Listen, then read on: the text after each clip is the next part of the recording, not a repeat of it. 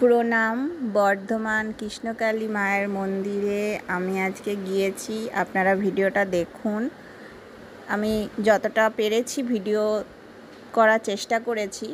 তো এই দেখুন, মন্দিরের কাছেই বাস দাঁড়ায়। ওই যে একদম মন্দিরের ঠিক গেটের সামনেই বাস দাঁড়িয়ে আছে, কিন্তু সব বাস দাঁড়ায় না। আপনারা যখন বাসে চাপবেন অবশ্যই জিজ্ঞেস করবেন যে মন্দিরের কাছে দাঁড়াবে কি না।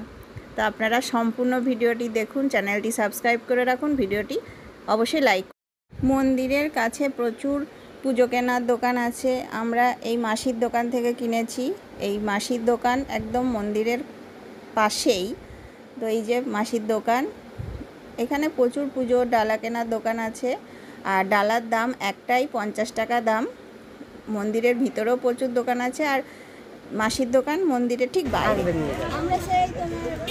আমরা সকাল 6টা থেকে 5:30 থেকে এখন অবধি থাকি। আমরা একটা করে বিক্রি করি আছে।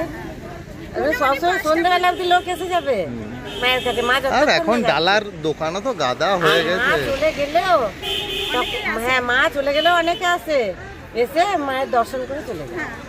তখন আমরা বলে দিই মা নেই, আর ডালা দিই না।